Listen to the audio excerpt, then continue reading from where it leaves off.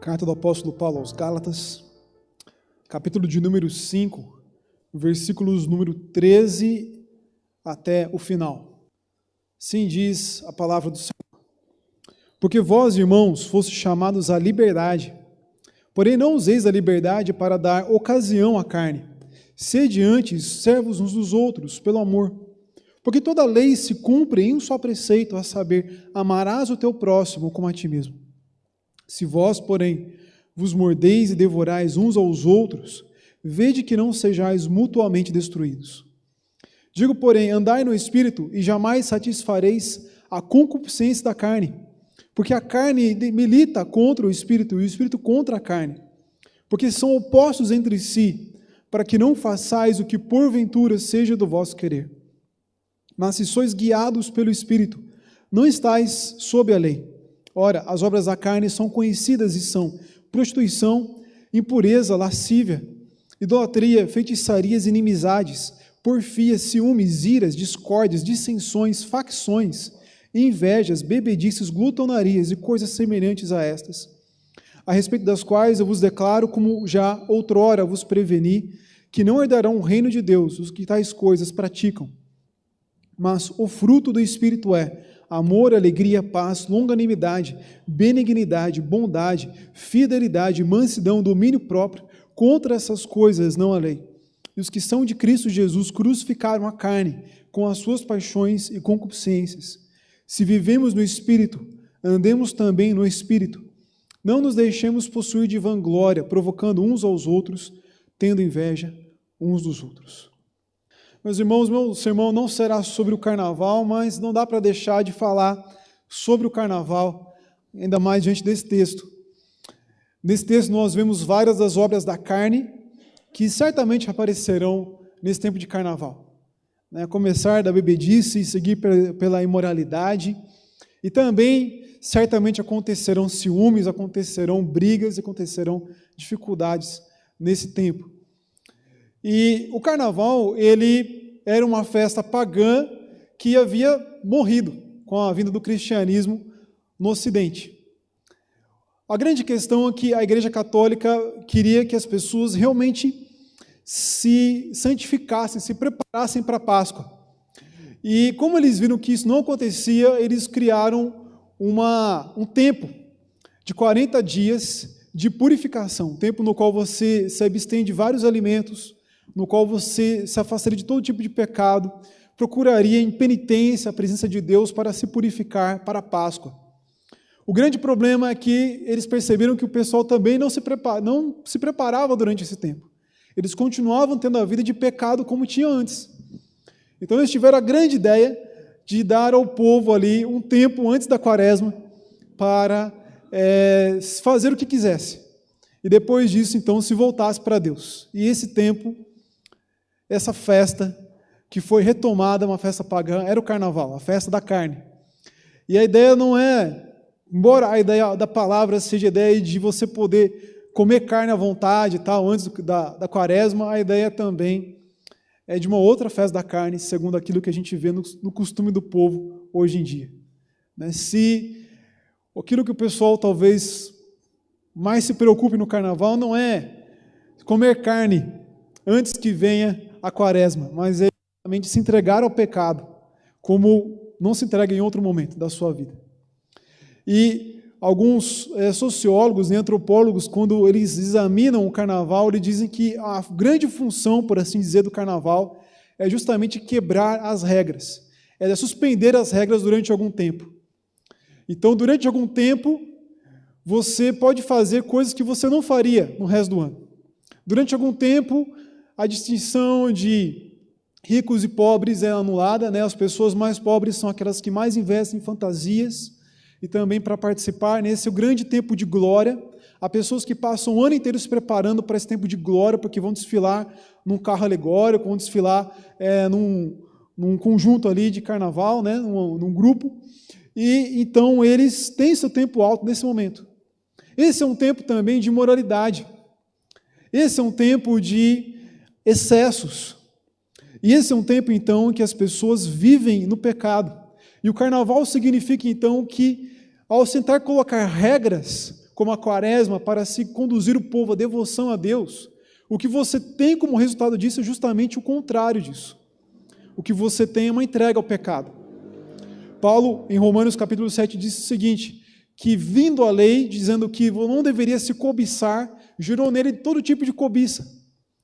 E é aquele gostinho que talvez nós já experimentamos na vida, né? Acho que todo mundo já deve ter experimentado, pelo menos quando era criança, de que quando você ouve uma proibição, o seu desejo é fazer justamente o contrário daquilo, porque as regras não mudam o nosso coração. E talvez você esteja aqui hoje para justamente se afastar dessas coisas. Eu vou para a igreja para não ter relação com essas coisas. Talvez você esteja tranquilo porque você enviou o seu filho para um retiro de carnaval, para que ele esteja longe de todas essas coisas. E é interessante porque um antropólogo cristão chamado Gideon Lecar, ele escreveu um livro, e um dos capítulos do livro é justamente sobre a época do carnaval nas igrejas. Porque ele entende também que o retiro de carnaval também quebra muitas regras. Também há suspensão de várias regras. Alguns jovens não estarão animados em ter uma fantasia de carnaval, mas ficam animados de poder ir ao culto, não ao culto aqui, porque não podem vir fantasiados aqui, mas ao culto do retiro, fantasiados de alguma roupa. Há músicas que nós entendemos que não deveriam ser músicas de adoração, mas eu já fui em retiros em que, no meio do momento de louvor, tinha ali uma música que era para animar o pessoal, para brincar com o pessoal, e que não se falava de Deus, nem se preocupava com Deus de forma alguma. Era apenas para animar e agitar o pessoal. Há também imoralidade, muitas vezes. Nos primeiros retiros de carnaval que eu fui, quando eu comecei a frequentar a igreja, logo no começo da primeira noite, uma menina veio falar comigo e disse o seguinte: olha, tem uma amiga minha que quer ficar com você. Isso dentro do retiro de carnaval. E para se ver que as coisas acontecem. É claro, quando a gente prepara um retiro, a gente pensa em realmente levar as pessoas à adoração a Deus. As músicas animadas que sejam são preparadas com esse fim.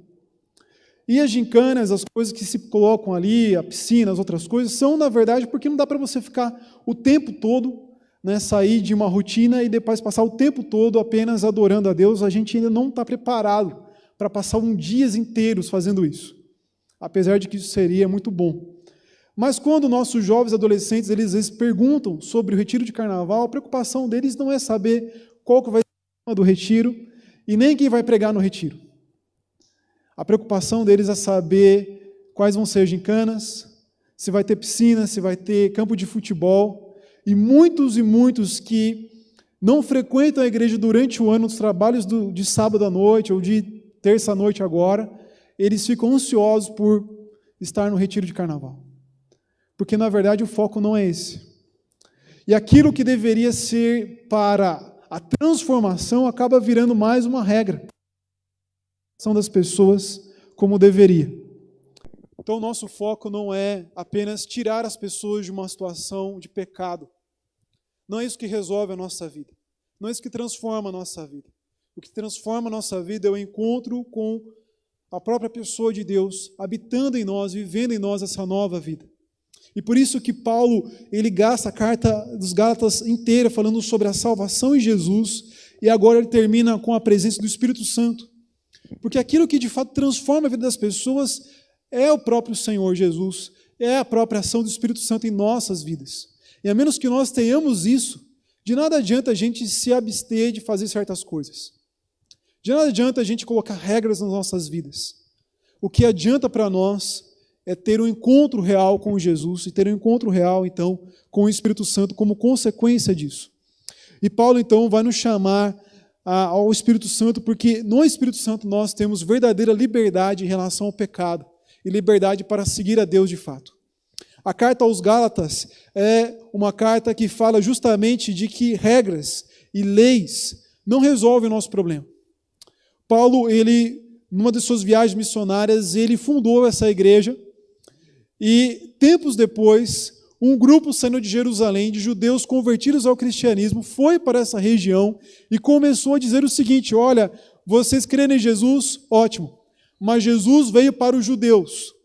Então é preciso que vocês sigam a lei de Moisés com relação à circuncisão, com relação ao sábado, com relação às outras coisas, para que a salvação de Jesus tenha efeito real na vida de vocês. Se vocês não fizerem isso, de nada adianta seguir a Jesus. E os reformadores entenderam que era justamente isso que a Igreja Católica propunha, de que não adianta você ter fé em Jesus. Você tem que seguir uma série de mandamentos e leis para garantir a sua salvação, para conquistar a sua salvação. E Paulo vai então mostrar de que nada disso é verdade, e de que a nossa salvação vem de graça por Jesus Cristo, e que nós devemos então procurar no Espírito Santo uma saída para isso. E o Espírito Santo então produz em nós a verdadeira liberdade, a liberdade para nós vivermos segundo a vontade de Deus.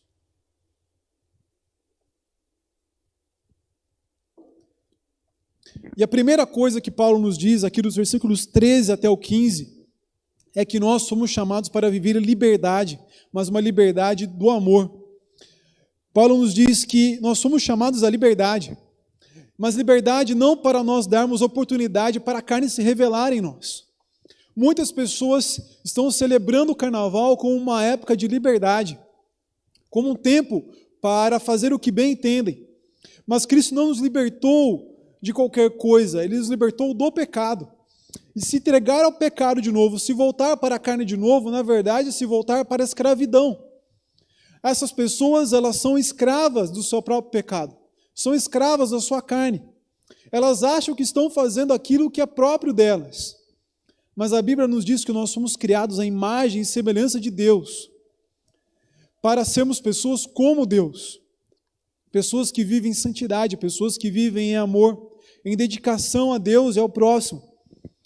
Então, se nós somos livres do pecado, o que nós temos, nós somos livres para justamente não viver mais pecando, mas para vivermos agradando a Deus.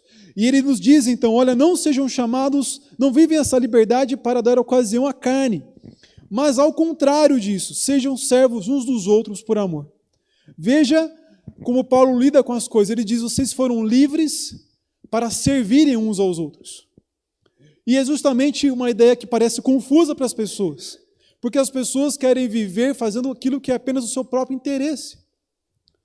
Muitas pessoas não querem ter filhos porque ter filhos é uma coisa que tira a sua liberdade, por assim dizer. Não querem se casar de fato porque isso tiraria a sua liberdade de ir e vir quando quisessem.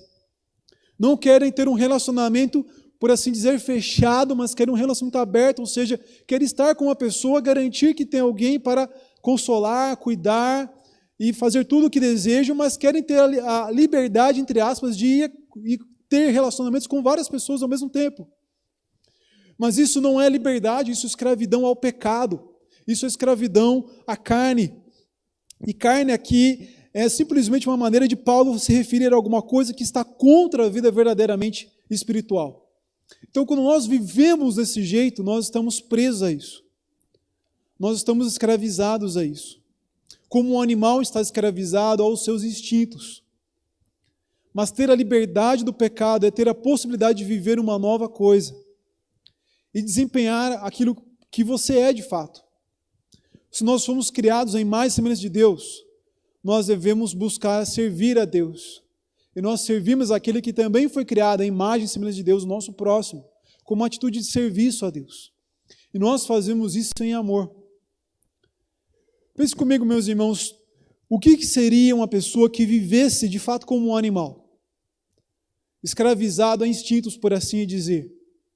Seria uma pessoa que procura o prazer a qualquer momento. Quando um animal está no cio, ele não quer saber de outra coisa, a não ser satisfazer isso. Quando o animal vê comida, ele come até não poder mais. Você tem que conter, às vezes, o seu cachorro para ele não comer lá um chocolate e depois passar mal, porque ele não sabe aquilo que vai fazer com ele. Mas ele é guiado pelos seus instintos. Se ele tem medo, ele ataca. Ele não para pensar e colocar sua confiança em Deus, por exemplo. Ele é guiado pelos seus instintos, mas nós somos livres para viver em amor uns pelos outros. E a linguagem que Paulo nos traz, do contrário disso, é que, versículo 15, se nós, porém, mordemos e devoramos uns aos outros, vejam que não sejam mutuamente destruídos. É uma linguagem animalesca de você morder e devorar uns aos outros. Somente animais e crianças muito pequenas que ainda não aprenderam a se definir de outro jeito e que mordem alguém. Mas adultos se definem de outro jeito. E adultos civilizados, maduros, inteligentes procuram se defender com palavras, trazendo o outro à reconciliação. Agora, o que está ao contrário desse amor, desse serviço, é justamente uma vida de pessoas que são animais e que destroem umas às outras, machucam umas às outras, ferem umas às outras, atacam umas às outras. E quando Paulo está se referindo a isso, ele está se referindo a dois tipos de pessoas. Está se referindo àqueles que estão querendo colocar os Gálatas a uma escravidão de leis e regras e brigando com eles porque eles não seguem regras, mas também está se referindo àquelas pessoas que, por entenderem que o evangelho não é uma questão de regras, talvez tenham o falso entendimento de que podem agora se dedicar ao pecado. E se entregam, então, à sua ira, às facções, discórdias que nós vemos, por exemplo, no versículo 20, aqui do texto. Mas nós somos chamados a amar uns aos outros. E isso não é contrário à lei, porque isso é justamente o cumprimento da lei. Paulo nos diz aqui, como Jesus já disse, que toda a lei se cumpre em um só preceito, a saber, amarás o teu próximo como a ti mesmo. Meus irmãos, não há uma vida mais elevada do que a vida de nós amarmos uns aos outros. E para que nós não fiquemos nesse sentimentalismo que há hoje em dia, e que nós não fiquemos nesse egoísmo que há hoje em dia, porque há muitas pessoas que dizem seguir a Cristo, como se Cristo fosse apenas um mestre do amor, mas nunca amam ninguém a não ser os seus próprios amigos, nunca amam ninguém a não ser as pessoas que concordam com eles, e o seu amor nunca é nada mais do que um mero sentimentalismo bobo. Paulo nos chama a servirmos o nosso próximo. Amor na Bíblia geralmente tem esse significado de nós servirmos o nosso próximo. E como eu vou falar mais à frente, tem esse significado de nós procurarmos o bem-estar do nosso próximo, com sacrifício para nós mesmos, muitas vezes, e de modo incondicional, como Deus nos amou, porque Ele entregou o seu próprio Filho para morrer na cruz por nós. Quando nós éramos inimigos, éramos pessoas sem desejo por Ele, sem procura por Ele, éramos pessoas fracas, ou seja, pessoas que não tinham força espiritual para seguir com Deus da maneira como nós deveríamos, mas mesmo assim Ele entregou o seu próprio Filho na cruz por nós, por amor a nós, e com o sofrimento por nós. Então Paulo nos chama a nós vivermos em liberdade. Pense comigo, de fato, essa é a liberdade na qual você vive? Esse é o resumo da sua vida? Você pode dizer que essa semana, ou que esse mês, você se dedicou a amar o seu próximo? Todos nós, meus irmãos, a começar por mim, temos falhas em cumprir isso. Com quem você tem falhado? Em que áreas da sua vida você tem falhado? A verdadeira liberdade, a verdadeira vida é nós amarmos e servirmos o nosso próximo. E nós muitas vezes não fazemos isso em nome dessa suposta liberdade do mundo, de nós realizarmos nosso próprio desejo.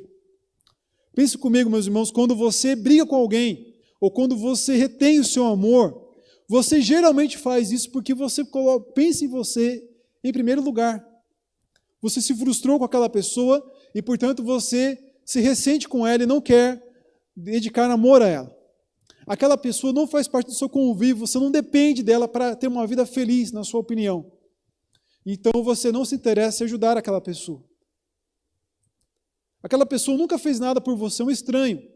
Você pensa também, olha, eu não tenho razão para ajudar aquela pessoa, para servir aquela pessoa, para amar aquela pessoa. E nós continuamos então nesse individualismo, presos a esse individualismo. E como é que nós fazemos então para amarmos o nosso próximo, para vivermos dessa forma? Paulo nos fala o seguinte, versículos 16 até o 18. Andem no Espírito. Então o Espírito nos dá a verdadeira liberdade de vida. E ele nos chama então a andarmos no Espírito. Por quê? Porque quem anda no Espírito, de forma alguma, nunca, jamais satisfará a concupiscência da carne. Aqui Paulo não está dizendo que você nunca vai pecar. Ele tem consciência de que nós pecaremos até a volta de Jesus. Mas ele quer dizer o seguinte: quando você está numa encruzilhada, num cruzamento, e você pode seguir para a direção da carne, ou você pode seguir para a direção do Espírito, se você tomar a direção do Espírito, você certamente não estará satisfazendo os desejos da carne, os apelos da carne. O caminho do Espírito é um caminho de segurança para quem quer seguir uma vida livre de amor a Deus e amor ao próximo. E nós podemos entender porque, por exemplo, muitas pessoas talvez estarão indo para o carnaval hoje, dizendo que estão vivendo o amor. Vamos viver toda a forma de amar que há hoje em dia. E se entregam a essa forma de amar. Um amor passageiro, um amor que não é amor de verdade, um amor sem compromisso, um amor sem serviço, um amor egoísta. E muitas vezes nós vivemos dessa forma, talvez não na imoralidade do carnaval, mas nós vivemos dessa forma. Nós dizemos que somos cristãos, que amamos, mas nós não, de fato, nos preocupamos com o nosso próximo. Não perdoamos aquelas pessoas que nos magoaram. Não procuramos elas para conversarmos e para nos entendermos e para termos reconciliação com elas. Mas quando nós seguimos a direção do Espírito, nós temos segurança disso, de seguir pelo caminho certo. Por que é desse jeito? Porque ele nos diz que o motivo é porque a carne, o Espírito vive em guerra dentro de nós. Há uma luta dentro de nós. Há uma guerra dentro de nós. E a finalidade dessa guerra é de que nós não façamos aquilo que nós desejamos fazer. Como assim? Toda vez que o Espírito Santo tenta nos guiar pelo caminho certo, a tentação de seguir pelo outro caminho aparece em nós. Paulo diz, toda vez que eu quero fazer o bem, toda vez que eu quero seguir a vontade de Deus, eu encontro o mal em mim. O mal se levanta. E quando Paulo vai refletir sobre isso no capítulo 7 de Romanos, ele fala sobre uma vida que ele não menciona o Espírito Santo ali. É uma vida de uma pessoa tentando viver a vontade de Deus sem a ajuda do Espírito Santo. É o que ele chama às vezes de seguir pela lei. E ele diz o seguinte, o bem que eu quero fazer, esse eu não faço. Mas o mal que eu não quero fazer, esse eu faço.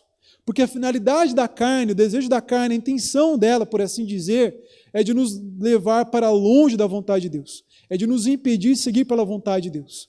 Mas ele fala aqui que se nós seguirmos, nós andarmos no Espírito, nós não satisfaremos o desejo da carne. Então, a possibilidade de nós, de fato, andarmos no Espírito.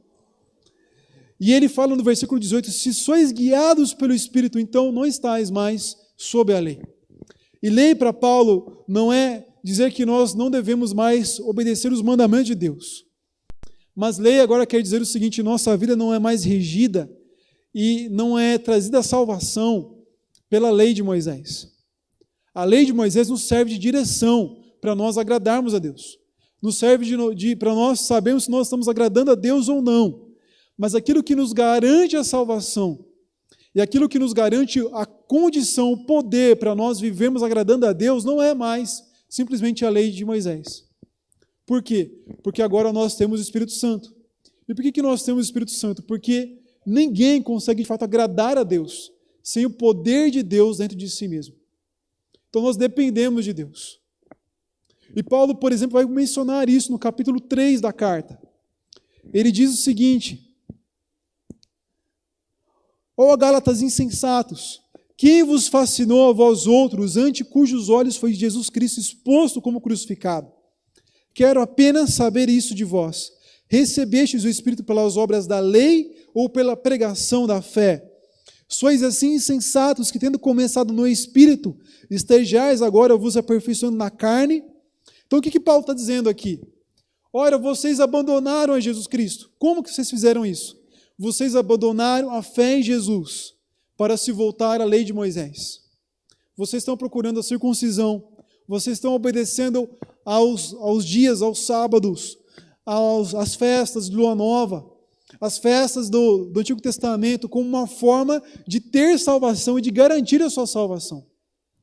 E vocês estão se afastando então de Cristo, e vocês estão se voltando para a carne. Porque a carne procura regras e maneiras próprias de garantir a sua suficiência de Deus. O desejo da carne é chegar diante do pecado e servir ao pecado, mas quando nós somos confrontados com Deus, nós queremos então seguir pela carne ainda. E nós fazemos da seguinte forma, nós queremos chegar diante de Deus e dizer para Deus o seguinte, Deus, eu sou um bom menino, eu sou uma boa menina. É mais ou menos que nem chegar diante do Papai Noel, chegar lá e dizer, eu sou um bom menino, eu sou uma boa menina. Eu mereço o presente de Natal, eu mereço a salvação. Eu mereço a vida eterna com o Senhor. Eu mereço ter um relacionamento com o Senhor. Por quê? Porque eu sou bom. Certamente eu tenho pecados, mas eu sou uma pessoa que dá dízimo na igreja. Eu sou uma pessoa que não falta nenhum culto de domingo. Eu sou uma pessoa que tenta fazer as coisas certas. E o Senhor pode ver então como eu sou uma pessoa boa, uma pessoa que merece o seu favor. Mas o que Paulo pregou para eles, o que a palavra de Deus nos prega, é que ser bom não é o suficiente, porque ninguém consegue ser bom no nível de Deus. Você pode ser bom em comparação com outras pessoas, mas bom em relação ao próprio Deus, você não pode ser. Porque o mínimo pecado já te condena. E por isso nós somos salvos por Jesus Cristo. Ele morreu na cruz pelos nossos pecados. E também para transformar todas as coisas, mas Ele ressuscitou para nos dar uma nova vida com Deus. E essa nova vida agora nos vem pelo Espírito Santo, que habita naqueles que creem em Jesus. E esse Espírito Santo nos dá uma nova vida, para nós seguirmos com Deus para sempre. Então, na verdade, meus irmãos, essa encruzilhada que eu falei tem 3 caminhos, por assim dizer. Você tem 3 opções. Você pode ir por esse lado, que é o caminho da carne, do pecado, e se entregar à ira, se entregar à mentira, se entregar à cobiça, se entregar a todo tipo de pecados. O outro caminho, por assim dizer, do meio, é o caminho da lei. Ser um bom religioso. Ser uma pessoa que faz tudo certinho, mas que ainda assim percebe o pecado trazendo uma direção de autossuficiência em relação a Deus, de uma pessoa que faz segundo a sua própria vontade. E se você reparar, muitas pessoas se dizem religiosas hoje, mas cada uma tem uma maneira diferente de pensar sobre os mandamentos de Deus. Alguma pessoa vai dizer, olha, eu acho que o que importa é santidade, ótimo, mas por que uma pessoa que realmente tem um namoro sério com alguém não pode ter sexo antes do casamento? O que importa é ser fiel, dedicado a Deus, mas por que não só dar algumas ofertas a Deus e não dar o dízimo? O que importa é ser uma pessoa correta diante de Deus, uma pessoa pacífica. Mas quando alguém te tira do sério, não dá para não se segurar, não é verdade? E as pessoas então continuam criando suas próprias regras. Mas o caminho de Jesus, o caminho do Espírito Santo é o outro caminho, é o terceiro caminho. É o caminho de uma pessoa que é guiada pelo Espírito Santo. Veja que no versículo 18, ele nos fala que nós somos guiados. É como se nós fôssemos levados pelo Espírito Santo. Mas no caminho, no versículo de número, capítulo 5, versículo 16, nós andamos no Espírito. Então como é que é isso? Nós somos guiados e nós andamos. Nós somos guiados pelo Espírito Santo. Ele coloca a vontade de Deus no nosso coração, ele coloca o prazer de Deus nas coisas de Deus. E nós, então, praticamos essas coisas. Não é uma comparação fácil, mas já pensou na escada rolante? Normalmente, nós somos guiados por ela. Você pisa nela e você vai andando por ela. Numa escada que não é rolante, como aquela escada ali, você tem que fazer toda a atividade. Mas escada rolante não, você é guiado por ela. Agora, se você for para a cidade de São Paulo, você vai ver que boa parte das pessoas, principalmente no metrô, elas não apenas são guiadas pela escada rolante. Elas sobem nela e porque elas estão com pressa, elas começam a andar, a pisar, a andar nela como na escada normal. E então elas são guiadas e elas andam nela. Então, por assim dizer, essa é a ideia que eu queria trazer para você. Você tem que procurar a presença de Deus pelo Espírito Santo. Procurar ser guiado por Ele. Como que você pode se aproximar de Deus dessa forma? Deus nos deu meios para que essa vida esteja em nós. Meios de graça, que são a palavra dEle, a oração, os sacramentos como a Santa Ceia, por exemplo. Nós temos 2 sacramentos, o batismo e a Santa Ceia. O culto a Deus é um culto no qual nós procuramos estar na presença de Deus para sermos cheios do Espírito Santo. E assim nós, no dia a dia, nós vamos praticando a palavra de Deus segundo a vontade dEle. E nós vamos seguindo segundo essa vontade. E dessa forma nós não estamos mais debaixo do esforço próprio, mas nós seguimos pelo caminho de Deus. Ora, mas como é que eu sei se estou seguindo o caminho de Deus ou não? Paulo nos dá 2 listas. Uma é a lista das obras da carne. Ele diz que essas obras são conhecidas, elas são evidentes. São obras que todo mundo conhece.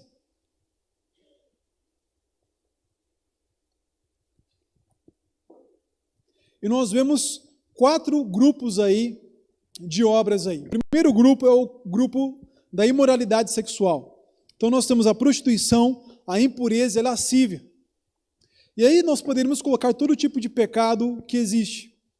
Pornografia, o sexo antes do casamento, a homossexualidade também aqui, o adultério, esse tipo de relacionamento aberto que as pessoas querem viver hoje. Mas é só durante um feriadão que eu faço isso. Mesmo assim é pecado. Mesmo assim está contra Deus. O outro grupo de coisas tem a ver com a religião. Ele fala aqui sobre idolatria e feitiçarias. E nós podemos pensar todo tipo de espiritualidade, de religião, que tem o seu foco em outra coisa que não seja o próprio Deus. Então, quando uma pessoa ela confia em Jesus e mais outra coisa, ela já está caindo nisso. Quando ela confia em Jesus, mas ela acha que precisa que um santo interceda por ela, ela já está caindo nessa idolatria. Quando ela acha que a sua salvação depende de Jesus, mas que Maria teve participação porque permitiu que Jesus nascesse nela, fosse gerado nela, ou que Maria então ela distribui as graças de Deus para nós, já está caindo nesse pecado. Quando você acha que um pastor ou que uma igreja é detentora da salvação e que somente ali você pode ter salvação, você já está caindo nesse pecado. Quando você entende que há uma maneira de afastar as coisas ruins da vida através de superstições, você já está caindo nesse pecado. Toda forma de religião que não é baseada somente em Jesus, já se cai nesse pecado. E nós poderíamos entender também o próprio ateísmo nesse sentido, porque se a idolatria e a feitiçaria, ou seja, crer em outras coisas que não são Jesus, já é esse pecado em si, quanto mais negar Jesus completamente. É esse pecado. E os Gálatas, eles vieram do culto de outros deuses e foram libertos disso. E nós devemos ser libertos dessas coisas também. O terceiro grupo que nós vemos aí é o grupo de inimizades, de brigas. Então nós vemos inimizades, porfias, que nós poderíamos entender como rivalidades, ciúmes, iras, discórdias, dissensões, que também é a mesma coisa que discórdia, facções, ou seja, partidarismo e inveja. Todas essas brigas, todos esses conflitos que nós temos no nosso dia a dia são obras da carne. Não importa se a outra pessoa realmente fez algo de errado contra você. Se você cai nisso, se você vive em inimizade com o outro, se você briga por questões de futebol, de política, ou de qualquer coisa que seja, você está nas obras da carne. E é interessante isso, porque se nós aplicarmos essas coisas para a nossa vida, nós podemos dizer que, à semelhança dos católicos, nós temos uma quaresma aos domingos, e talvez nós vivamos um carnaval durante a semana. Porque nós chegamos aqui, cultuamos a Deus. Mas no dia a dia nós colocamos mais nossa esperança naquilo que nós podemos fazer do que em Deus. Nós somos idólatras da nossa própria capacidade. Aqui nós cumprimentamos o irmão e somos pacíficos, mas no dia a dia nós brigamos com as pessoas. E nós podemos estar aqui nessa obra da carne. Aqui nós temos essa atmosfera de santidade. Mas lá fora talvez nós conversemos ali no grupo de WhatsApp falando sobre coisas imorais com outras pessoas. Então, o chamado de Deus para a nossa vida, a obra do Espírito na nossa vida, como nós veremos, ela abriga toda a nossa vida. E o último grupo aqui são as bebedices e glutonarias, que a gente poderia dizer que são os excessos, ou até mesmo os vícios. E vício em bebida, vício em drogas, até a gente poderia dizer hoje em dia, vício em internet, vício em jogos, eles são coisas que roubam a nossa liberdade. E como é que a gente percebe? Eles não é apenas a pessoa que se embriaga, que vive nisso.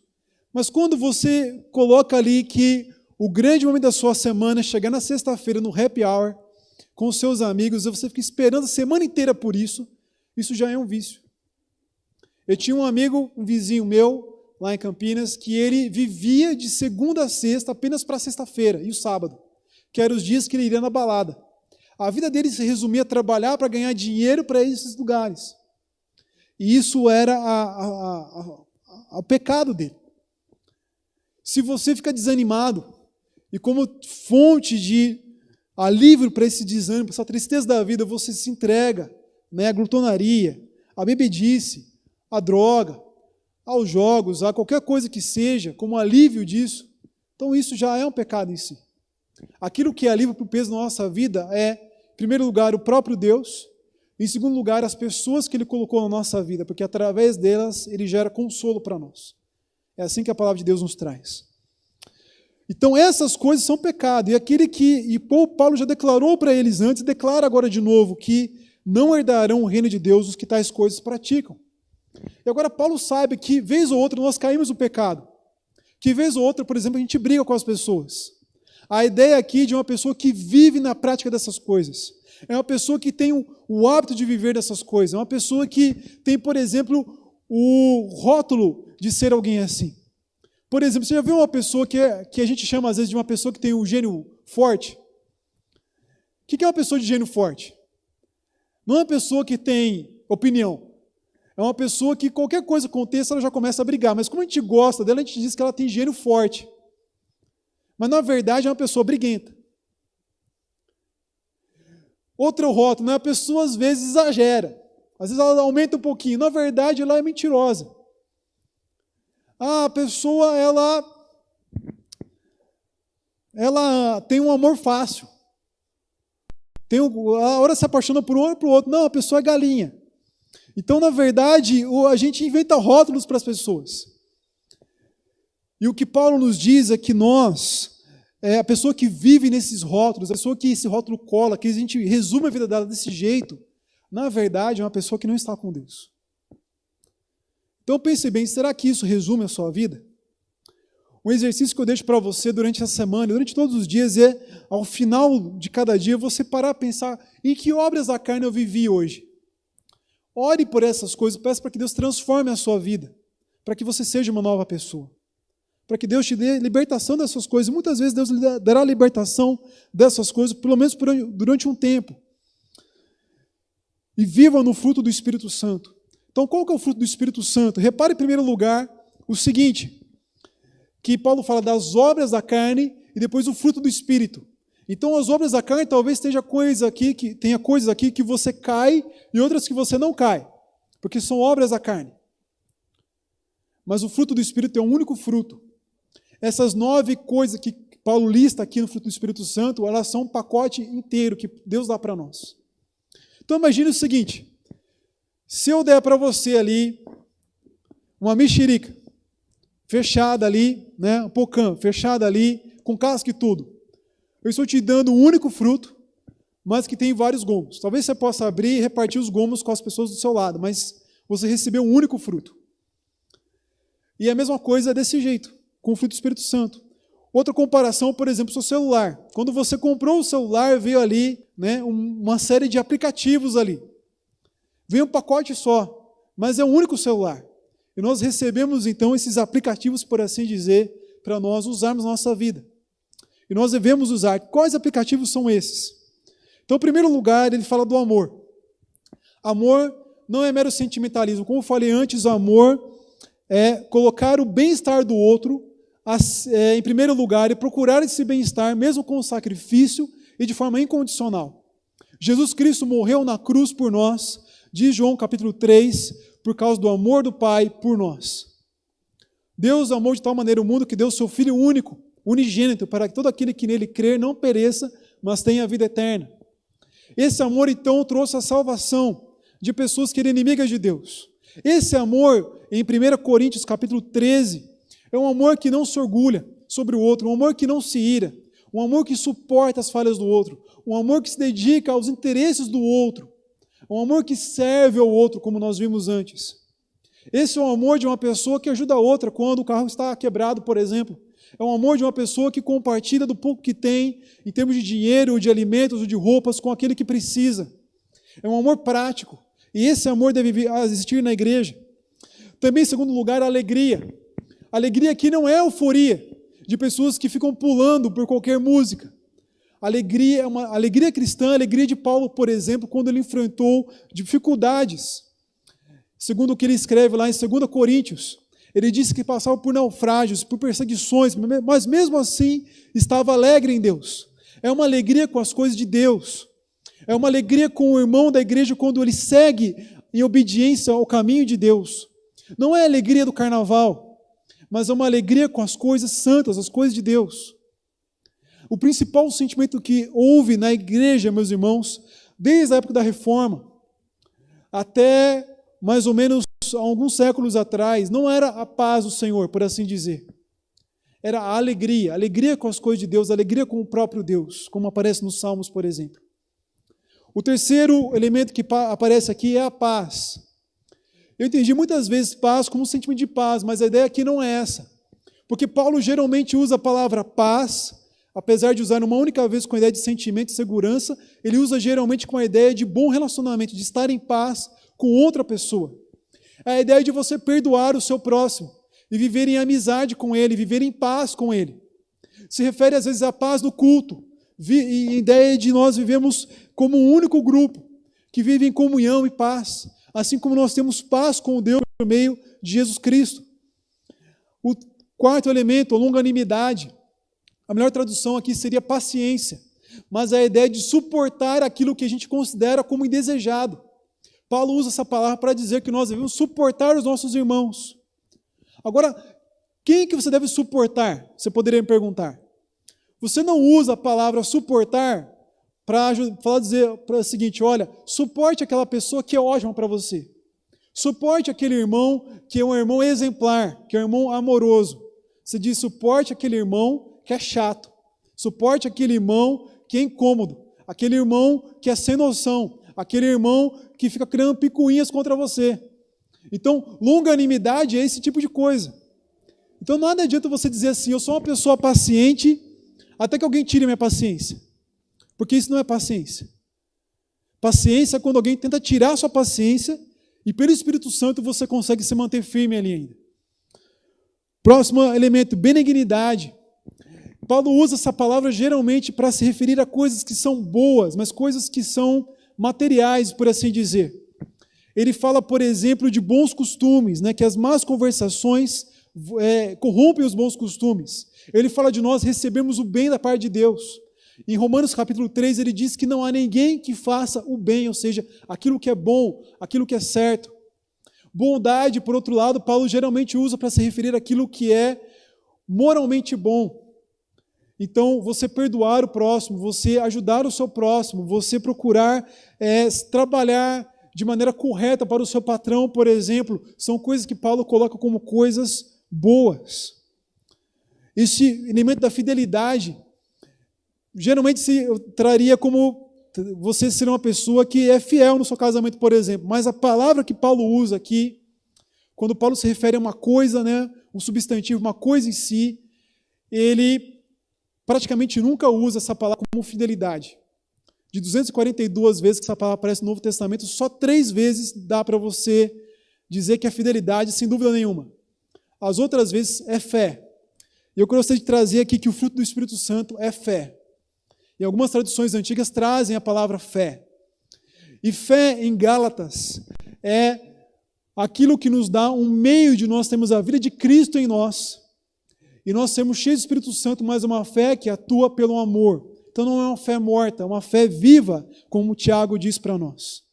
E por isso em Gálatas 2, por exemplo, ele diz no versículo 19, porque eu, mediante a própria lei, morri para a lei, a fim de viver para Deus. Estou crucificado com Cristo. Logo já não sou eu quem vive, mas Cristo vive em mim. E esse viver que agora tenho na carne, vivo pela fé no Filho de Deus, que me amou e a si mesmo se entregou por mim. Então Jesus vive em nós pela fé. Como o pastor Manuel trouxe na quarta-feira, a fé é um dom de Deus. A fé é o que Deus coloca no nosso coração. Mas não somente na hora da nossa conversão, mas toda a nossa vida. Deus fez isso com Abraão várias vezes, de chamá-lo à fé e chamá-lo e convencê-lo das suas promessas o tempo todo. E Ele nos chama a essa fé. E essa é uma fé que ela atua pelo amor em nós. Próximo elemento aqui é mansidão. A palavra mansidão não se refere a você ser como um cachorro manso ali que apanha e fica quieto. Mas a palavra que Paulo usa aqui, ele geralmente usa para se referir a gentileza. Ele diz, por exemplo, o seguinte: será que eu vou na igreja de Corinto disciplinar com vocês com vara ou com mansidão. Então, a mansidão não é que você não vai falar contra aquilo que está errado, mas que ao invés de chegar com agressividade ou com os 2 pés no peito, como a gente costuma falar, você vai chegar com cordialidade, tentar chamar a pessoa a ser convencida da maneira certa de agir. Ele usa outra vez essa mesma ideia com a ideia de correção em outro lugar. E ele fala em outro lugar a Timóteo, olha, que as pessoas não sejam briguentas, mas que elas sejam cordatas, ou seja, que elas sejam gentis, que elas sejam mansas, que elas tratem umas outras, na hora da briga, como uma pessoa cristã deve tratar o próximo, com amor e com gentileza. E a última coisa é o domínio próprio. Paulo usa essa palavra para dizer o seguinte: se você não consegue conter a si mesmo, se você está ardendo ali, você que é noivo, então case-se logo, para não cair em pecado. Então domínio próprio tem a ver com essa ideia de você conter um desejo que é contra a vontade de Deus, contra a palavra de Deus. Contra essas coisas, meus irmãos, não há lei. Por quê? Porque quem vive isso obedece à lei. Então, indo para o final, ele nos diz o seguinte, que quem está em Jesus crucificou a carne com as suas paixões e concupiscências. Pelo Espírito Santo ele matou a carne. E ele vive agora dessa forma. Então busque o Espírito Santo para você viver isso. E não seja como Paulo, se você está no Espírito, ande também no Espírito. Presumindo que você já veio a vida em Jesus pelo Espírito Santo, continue a caminhar no Espírito Santo. E não se deixe possuir de vanglória, de ficar se achando contra os outros, e nem fique brigando e provocando os outros, mas ande no Espírito. Porque quem vive no Espírito vive segundo a vontade de Deus. Minha pergunta final para você é o seguinte: você tem andado no Espírito?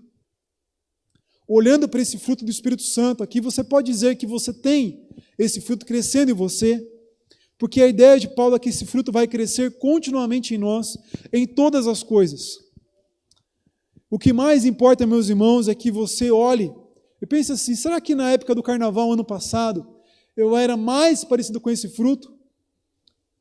Ou eu sou mais parecido com esse fruto hoje? Perdão, o contrário, porque a gente não decresce o Espírito Santo, né?